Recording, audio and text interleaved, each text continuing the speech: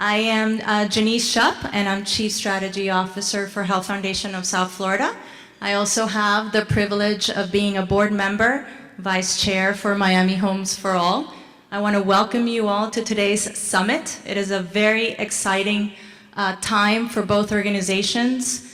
As David said, I think one of the things that we want to make sure you come out of today is with new partnerships, new relationships, new ideas on how we can be more intentional about working together across sectors, in particular the community economic development sector and healthcare, to improve the health and well-being of our South Florida community. And I have the pleasure today of moderating this first morning's panel with colleagues of mine and people that I respect and admire for the work that they lead within their own respective organizations and beyond. Annie Lord, Executive Director of Miami Homes for All. She brings 20 plus years of experience in community development and is a native of Miami. And I have to say, under her leadership, Miami Homes for All has really been transformed and positioned to be a go-to organization when it comes to affordable housing policy and solutions. To the right, Barbara Fonte, who's the Vice President of Managed Care and Population Health at Jackson Health Systems. Jackson Health Systems is the largest safety net provider in the Southeast region. So Barbara will be sharing her expertise today and really helping us understand the intersect between health and housing, and why is it so important that housing stability, affordability is critical to improving not just individuals but communities' health and outcomes, and how all of that impacts healthcare costs. So thank you, Barbara, for joining. And we also have Sandra Denis. Sandra is the Executive Director of Miami Workers Center, which is a community empowerment, power building, member-led organization that works with residents, women, care workers, tenants, and really supporting them to become advocates for their rights and resources that they need to lead better lives. She is a community organizer, an anti-classism, anti-racist community organizer, and she is really paving the way for leadership across Black and immigrant working class residents so that they can take ownership, as David said, of solving for these issues in their communities. So thank you all for joining. So for me, personally, the most exciting part about this panel is that you can see they're each bringing their own perspectives. It is very rare to see health, housing, community organizing all in one space. And so I want to start with Annie. Miami Homes for All has recently commissioned a report on the current state of housing. Could you please give us an overview of how dire is the situation here in our community? Sure, and with apologies to David for having commissioned yet another report. Although it had been a few years, so we just did a very quick update, and I want to say thank you to the University of Florida and Ann Ray at the Schimberg Center for Housing Studies for partnering with us once again on that. And I want to talk about two things super briefly. First, the state of housing in Miami-Dade, but also the state of housing policy. And at the risk of kind of shocking us, into extra awakeness, this is the direness of our shortage. I want to just point you to these three bars. The shortage of rental housing in Miami-Dade County it's more than this, but I really just wanted you all to focus here. For those earning between 0 to 50% of the area median income, call it about $45,000 a year per household, we have a shortage of over 135,000 rental units just in Miami-Dade. It starts to come down as you go up the income spectrum. Up to 80% of the median income, $75,000 a year or so, we have a shortage of over 90,000. And this is a really important next bar, because once you start to go up to 120% of the median income, right, $90,000, $100,000 per household, that shortage is not nothing, but it plummets. So as we think about what story are we telling in our community about the need for affordable housing, let's make no mistake about where that need lies. And I want to, just very briefly, one more piece of data that's important is that over a third of our households are earning less than $35,000 a year. And that's going to remain. When we look at, this is kind of a lot, but let me just break this down really simply. Of the 37 or so thousand jobs that are going to get created in the next decade, 70% of them are going to pay less than $20 an hour. So what does that mean? As a native Miamian, right, who are we? And who are we going to be for a decade? Right?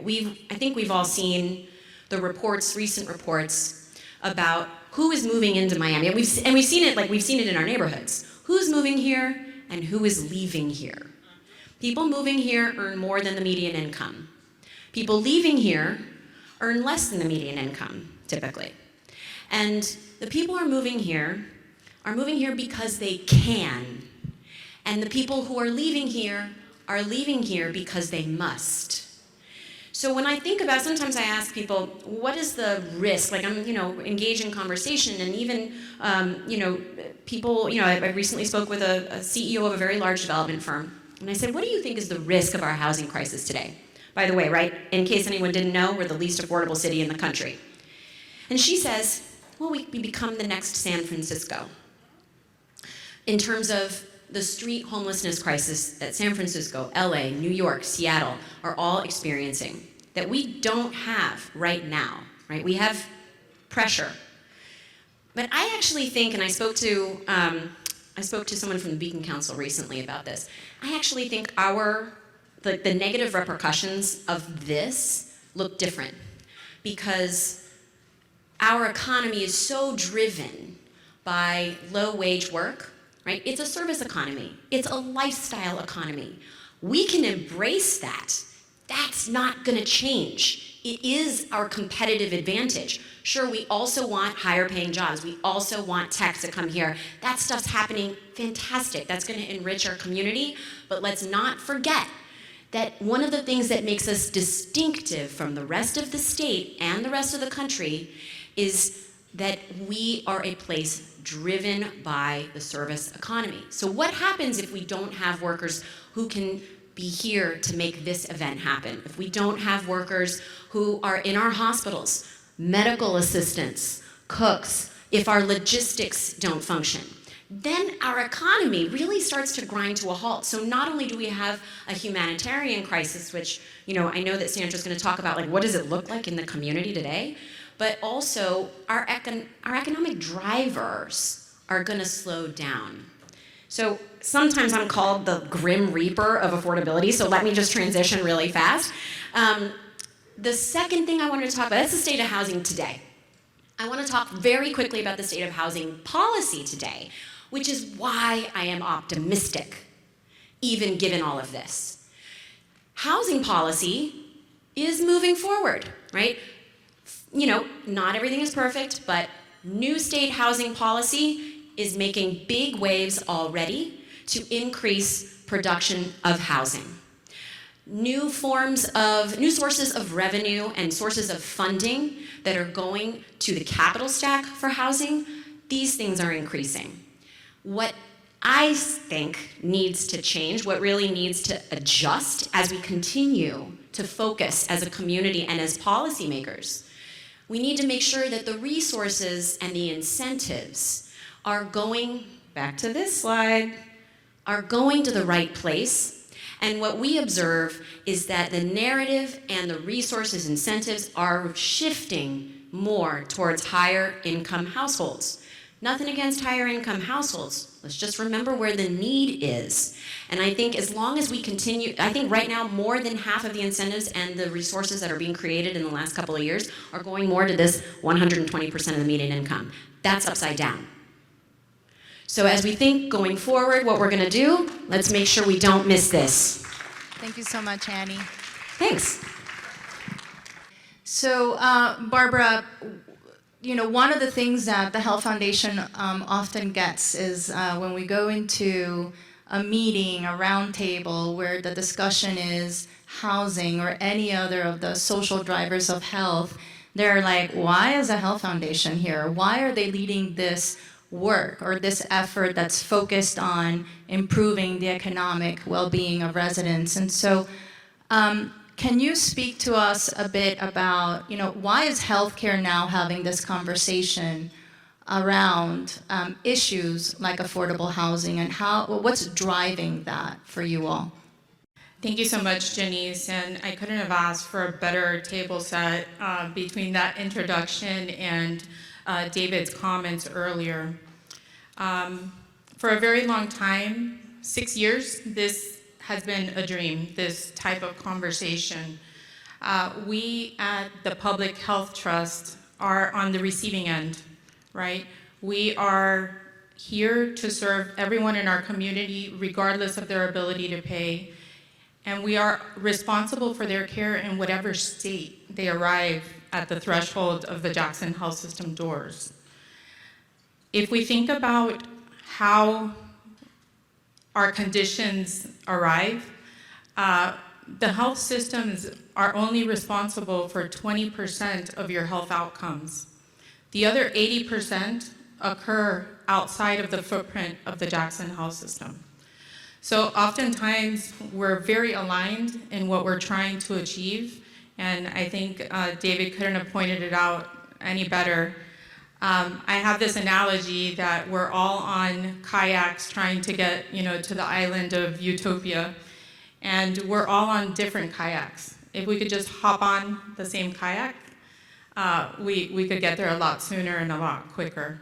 So hopefully after I kind of go through our slides today, they'll never ask the question of why the Public Health Trust or the Health Foundation are sitting at the table on housing. So Janisse asked me to share a couple of trends in healthcare. There are three major trends that are driving health today. One, healthcare administrators like myself, veteran administrators, we wake up to do three things every day: to improve health outcomes for the communities that we serve, to address the scaling cost. So we wake up trying to reduce that cost. And of course, to provide a good service to the communities that we serve. Those trends are being impacted by advances in data and analytics, and it's no longer about the clinical analytics, your blood work and your diagnostics. We're starting to look at spatial data. We want to understand what zip codes are generating the catastrophic illness, and we're hoping to get into those zip codes. I'll get into that in just a minute. And it wasn't until 2020 that the federal government acknowledged the social drivers of health as an influential component of our health outcomes. And I think that was precipitated a little bit by, it's a silver lining from the pandemic. So when we're asked, why are you in the room? How can we affect the pillars of health, mental, spiritual, emotional, physical change and improvement without housing? At the center of respite, of physical and emotional improvement, you have to have shelter. Without it, our work is for naught, and we will continue to be receiving catastrophically ill patients at our thresholds. So let me share with you a little bit about the financial impact. This is just 1 year of statistics at the Jackson Health System. Last year we saw over 8,000 unique homeless individuals come through the health system with multiple encounters. So thousands and thousands of encounters for each of those, for that population. The average cost for caring for our homeless individuals is over $10,000.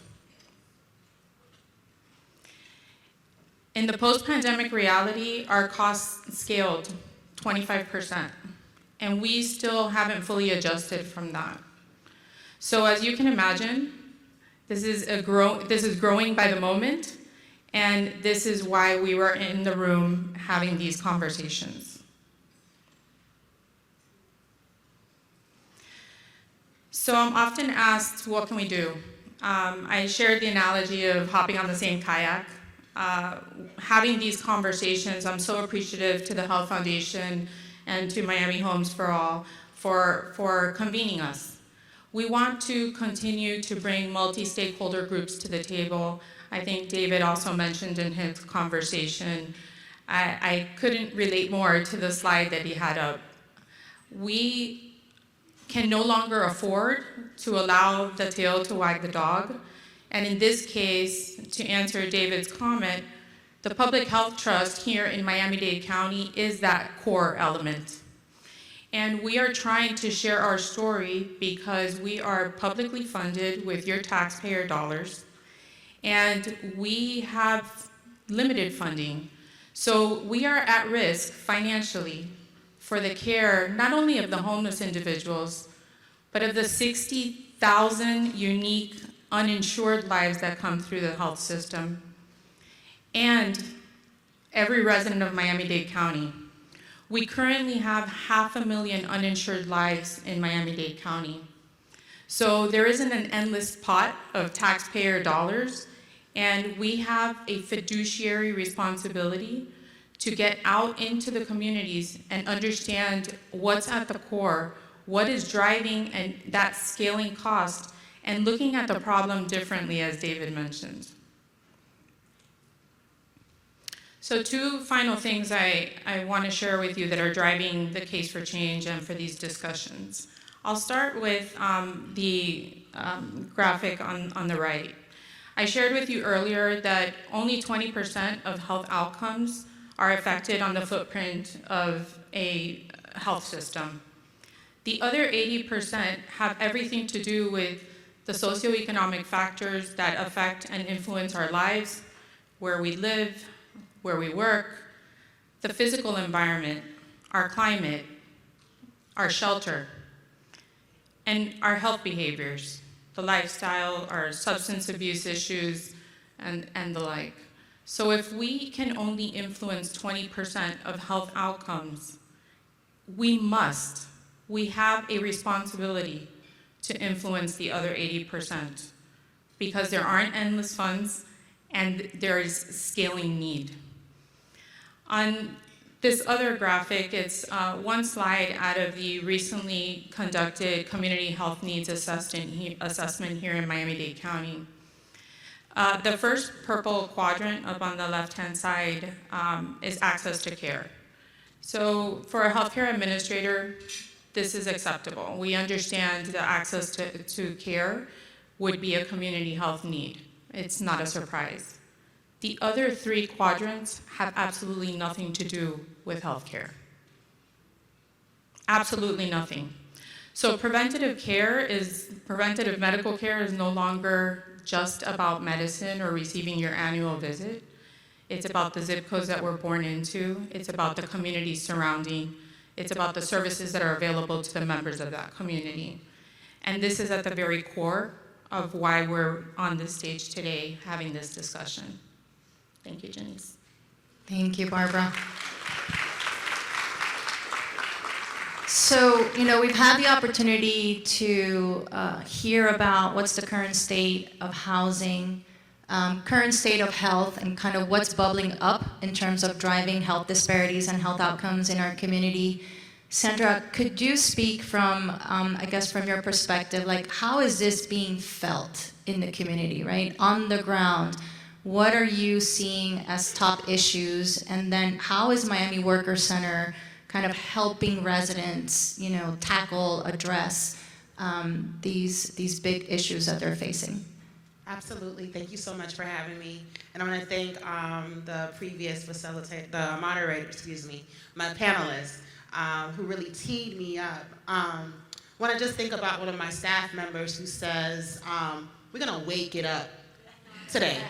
And so we live in South Florida, and we benefit for so many of the great things that exist here.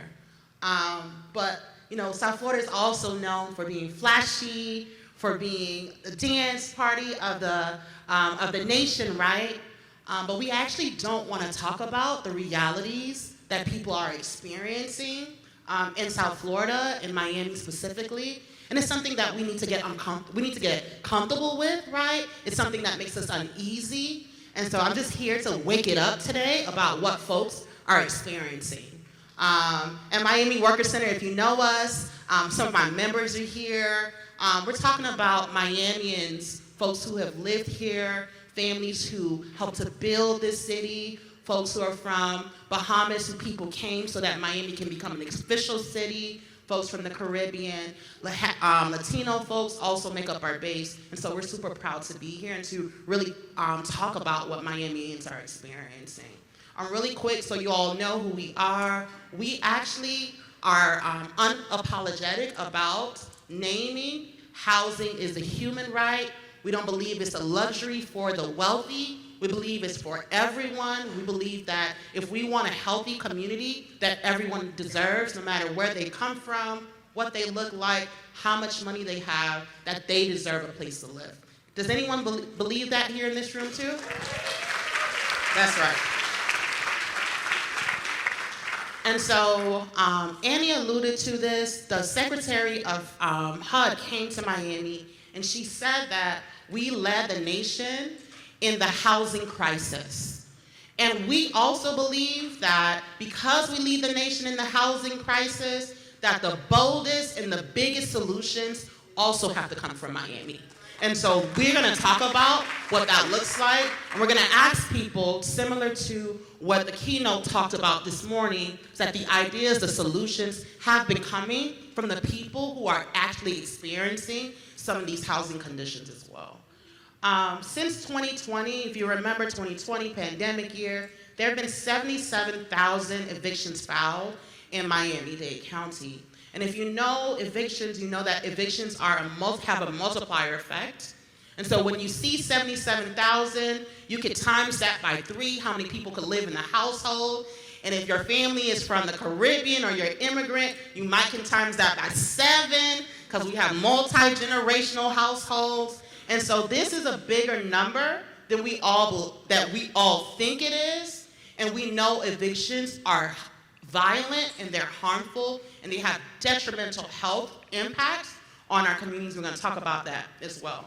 Families with children are 3 times more likely to also experience evictions. And so often people think about single adults, but when you think about evictions and where you picture evictions, we want people to get comfortable with knowing that children are in the shelters, children are on the streets, and we need to ask ourselves that in Miami-Dade County, is it okay for children to be in the streets?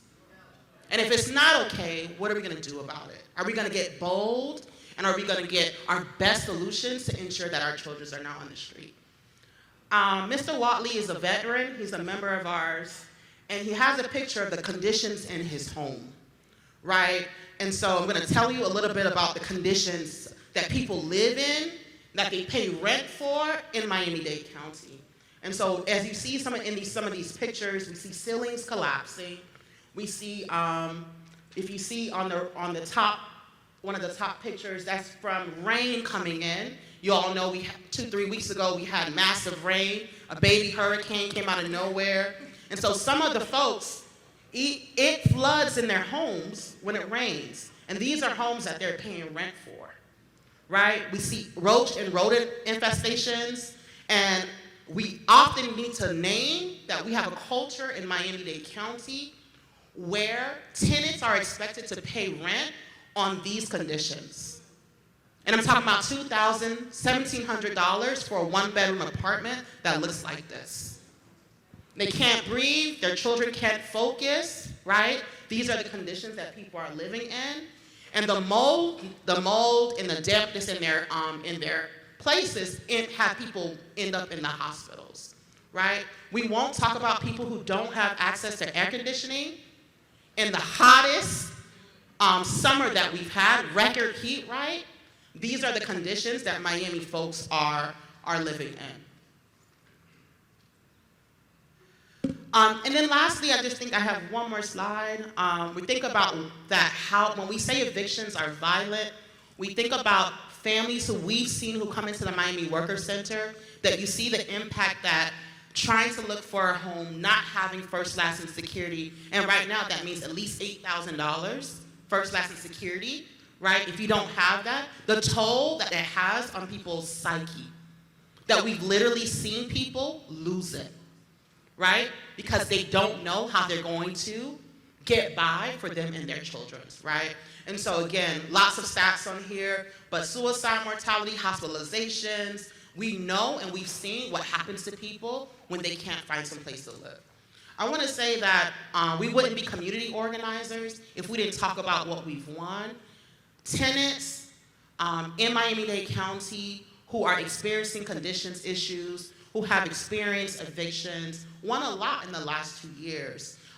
They wanted there to be an Office of Housing Advocacy in the Miami-Dade County, and they fought for that to happen, for funding to support that office, to increase notice periods, to have a tenant bill of rights. That was preempted this year. Well, that's a different topic. And there's so much more that we should fight for, and that we should come together through multi-sector partnerships, government, private. We don't want to see tenants by themselves advocating for more solutions. We want to see this entire room to make sure that we have the solutions we have. I know Raina gave me the 2 hour, I'm going to pause here, the 2 minute, I'm going to pause here. The fight continues to ensure that we know that tenants in Miami-Dade County don't belong in the streets, that children don't belong in the streets, that housing is a human right, and we believe the biggest and boldest ideas can come from Miami-Dade County. Thank you, Sandra. So we're going to do a quick round robin here of questions, and I want to start with you, Annie. Miami Homes for All has been identifying a pipeline of affordable housing developments, whether for new development or rehabbing. And can you share with us some of the challenges that you see to making that pipeline a reality, and what is the potential role that non-traditional investors, such as philanthropy or healthcare, can play in solving for that? Sure. So I think one of the things that Miami Homes for All is engaged in is identifying the pipeline of affordable housing deals that are kind of in the mix today, where there's site control and they're actively applying for subsidies and financing from public sector. And the purpose of that, we're modeling off of enterprise community partners and a model that they have implemented in other communities successfully to draw down and attract capital and then deploy capital from multiple sources. So I think that some of the number one barrier that developers experience is the capital, but David is right, there's plenty of money. And I think we've seen multiple times in our community, and I know there's plenty of people who have seen this, personally in the course of the work, that we see that capital comes in the form of bonds, it comes in the form of subsidy from local CRAs, it comes in the form of philanthropy, sometimes private equity sniffs around, and we see it go away, or be squandered, or take a long time, or not be leveraged. So there's a really suboptimal, slow-moving capital flow kind of system. So I think the capital flow system has to be beefed up. There needs to be staffing. There needs to be a quarterback organization. Enterprise does this in other communities that brings together non-traditional and traditional partners, including the health sector, to invest and coordinate that investment, and also to prepare the deals to be ready to absorb that investment.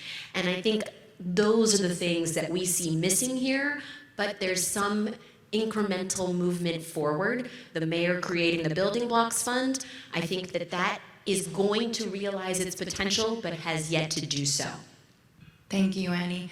And I do have to say that thinking about BOLD, the Health Foundation took a big step, our board, adopted an impact investing strategy, which, David, you spoke about earlier in your presentation, and has allocated $5 million to support impact investment deals. And our very first impact investment was in late 2020, $1 million investment for Florida Community Loan Fund to support affordable housing. And that is something that's very bold for the foundation, and really, hopefully we can be looking at other types of investments like that.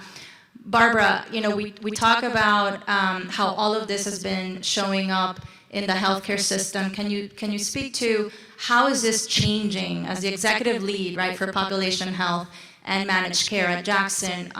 What's being done differently in your care delivery transformation, if you will? And then what are some of the opportunities that you would hope that you're working towards in this particular space of housing and health? Sure, thank you. So you're seeing us focus on partnerships and unique collaborations that we typically, wouldn't label under health relationships. Conversations very much like this. I don't know if Vicki Millette is in the audience, but working really closely with the Homeless Trust, understanding the need and where we can collaborate together to ensure alignment of goals and financial resources. Insofar as innovation and things that we can do together, I have a dream, and if Vicki's here, she can make it come true. I'd love to see in some of these affordable housing units that are coming up an iPad just embedded into the units, where the Jackson Health System is just one, finger click away, with a telehealth capability. That's just one way that we can innovate. For our unhoused community, I would love to see wearables, a partnership around wearables. It'll allow us to track their health record and intervene on them before they become catastrophic. I have an endless list of innovations that I would love to pursue. And I'm thankful to the Health Foundation for the work and the funding that is being submitted. We have equity collaboratives going on right now around Black maternal health, an extraordinarily supportive organization, the Jackson Health System, who is willing to open up and be very transparent about our inefficiencies, our inability to make change, and welcoming these types of collaboratives to improve the health and well-being of the populations that we serve. And finally, the Health Foundation also funded a medical legal partnership that they're on site and they're able to intervene on evictions when it is impactful of our patient and their clients' long-term health. So these types of relationships and innovations are different for a traditional healthcare administrator, but very, very necessary. Thank you, Barbara. Sandra, if you could identify a top priority or opportunity for resident engagement in helping inform some of these healthy housing partnerships and initiatives, could you speak or expand upon that? Sure. I think the biggest connection for me for the intersection of health and housing has to be the conditions issues. We have to do something about the conditions issues that people who are paying rent in Miami-Dade County are experiencing. The housing stock is poor, quite frankly. They're not well maintained. If folks make complaints, they're retaliated against. People don't have working anything, right? From refrigerators to tubs to you name it. And I don't know about you all, but if you're, I think about folks during COVID who are spending a lot of time at home. That is not a safe place. That is not a healthy place to be. And while many of us were able to isolate and still go home and feel at peace, folks, their blood pressure are never coming down, right? They're living in those conditions. There's no way they don't have anxiety. There's no way they're not depressed. And so we have to do something about the conditions issue, code enforcement, whether or not these people should continue to be landlords if their conditions of the buildings are like this, something that we got to put our foot down in Miami about, something that we shouldn't shy away from. And I tell folks, y'all see it. You drive in these neighborhoods, you see these buildings, they're deplorable, right? None of us would live there. right? And neither should people, to Annie's point, who ensure that we have food on our tables, who watch our children, who teach them in schools. These are the folks who live in these conditions, and it is, I have no words to name how we should feel about what the conditions are that people live in. And we should all feel this way. We should feel outraged. In Creole, it's like enragé. We should feel so enraged about the conditions. And I think about my mom. My mom was a domestic worker. Many of the folks who live and work in Miami-Dade County are not the 100,000 folks who make $100,000. It's our folks, right? It's the restaurant workers, it's the teachers, and they should, after hard days of work, they should be able to go into a safe, healthy place to live, and we should do something about it. We agree. We're doing great on time. Do we have any questions from the audience? Oh, yeah, one over there.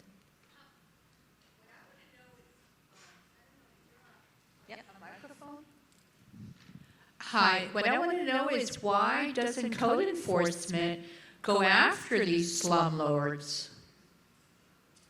Oh, that's a great question. I want to say that this is the biggest dance that we do at the Miami Worker Center. It's like code enforcement only doesn't have jurisdiction on the interior of the building. It's the state that has the right to talk about or to condemn the interior of the building. Our code enforcement can only do something on the outside. Like every day, it's a different ping pong. And so at the Miami Worker Center, we're like, at the end of the day, should these folks be allowed to have these buildings that are in deplorable conditions, right? And we say no. I think, for us, there's a lot of folks for us to be like, is it at the county? Is it at the city? Not sure if Annie wants to add to this as well. There's obviously a structural problem on the outside of the building. They're holding up the second floor, the third floor, whatever floor that was, with some kind of scaffolding, not scaffolding, but supports. So that should be obvious to anybody that walks by the building. And I just want to say really one thing to that.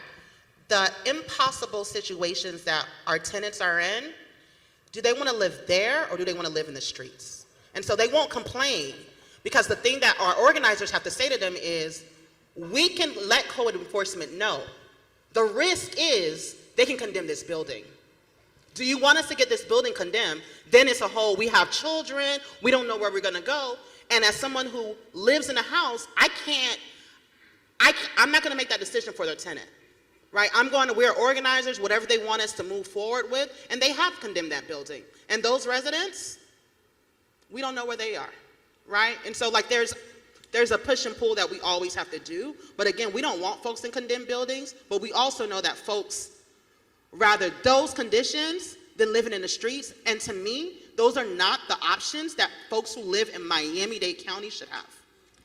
And if I can jump on that, and because I think you're doing that crazy dance, like 3D chess.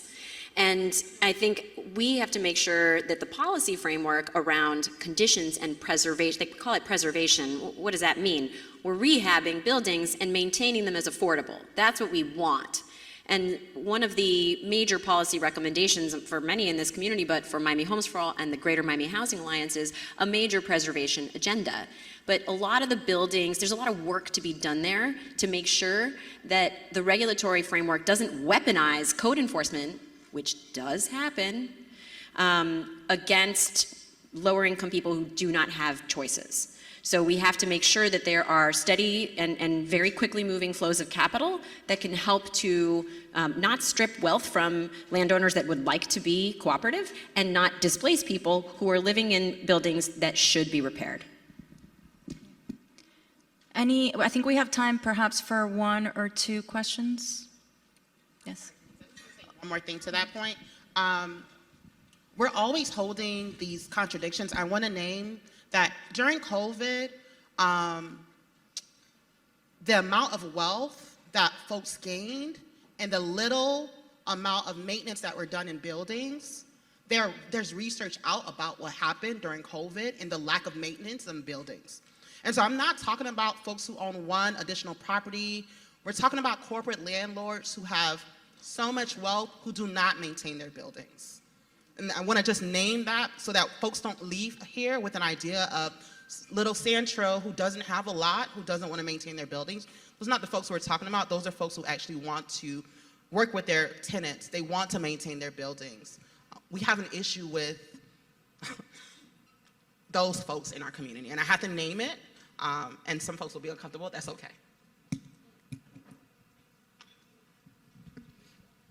Hi all, thank you so much for being on this panel and for sharing your expertise with us. I'm over here, I don't know if you can see me. Okay. My name is Jesse, I use he, him pronouns. I'm a team member at the Alliance for LGBTQ Youth. I want to start off by acknowledging the genocide that is occurring in Palestine. I think we are remiss to discuss health and housing and to not mention the over 1 million people who have been displaced from their homes in the past 4 weeks as we've seen this genocide unfold. I also want to offer a question to you all. You talk about how it's the people living in these conditions, people surviving unlivable conditions, who know what we need, right? We are the people that need to be asked what these solutions look like. So I'm curious what you're doing in your organizations, how you're creating spaces to engage with the community and understand what they want, what they need from policy and from nonprofit work.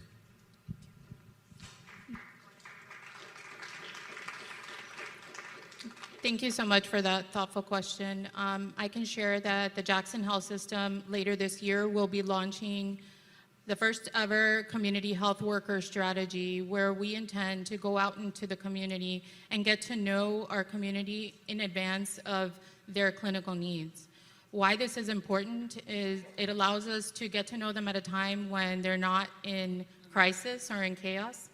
It allows us an opportunity to understand what their needs are from a different lens.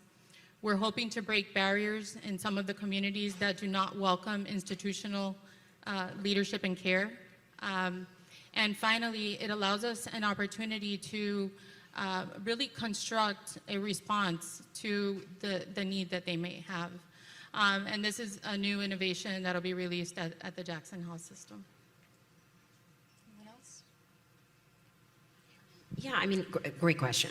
And Sandra has been instrumental. I sort of want to pitch to her in case she wants to say, but Miami Homes for All with partners is engaging in a 10 development pilot program for small scale development, which does include preservation of affordable housing, particularly that's unsubsidized. And we are partnering with community organizations in the neighborhoods where we're supporting those developments to engage with residents and tenants of existing buildings. Sandra, you want to talk about that for just a minute?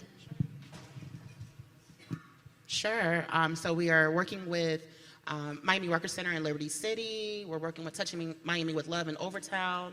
We're working with Little Haiti CDC in Little Haiti. And so many organizations, Alapata CDC in Alapata. Right now we're in the core of City of Miami doing work with, again, small developers to ensure that folks are not displaced through any projects. I will say for the Miami Worker Center, every week our organizers are knocking doors in specific communities. Right now we are lead on outreach for the eviction diversion program that the mayor just talked about. And so every week our canvassers are knocking on doors of people who've been filed, and there was an eviction filed against them, to ensure they understand what the eviction process is, how to respond to an eviction, what the next steps are. And so there are thousands of people, hundreds of people on the eviction list every week. And every week we have canvassers knocking those doors. And they come to our offices, they're panicked, and we walk them through a process, really hold their hands for a process that could be very frustrating, overwhelming for folks. And so that's how we're getting our intel, that's how we're serving, that's how we're knowing what is important to them in the moment. And overwhelmingly, again, if it's not the high cost of rent, it's the conditions issues that people are naming as their number one issues. Thank you so much. And we are way past our time. But I want to thank our panelists for the fruitful conversation. If you have any questions, please come up to them. We do have about a 5-minute break, and I do want to end by saying Barbara showed one of the visuals, and it was the results of a community health needs assessment. And that is a process, right, that goes on every 3 or so years for our hospital systems. There's an opportunity for resident and community engagement and input. It is required. But one of the things that struck us a little bit was in a recent conversation with a local hospital system, housing was a top priority, but it did not make it to their community implementation plan. And the reason was we don't have the expertise, we wouldn't know how to begin to address that. And that is why partnership with housing, community development organizations and others is so critical and important. So thank you so much.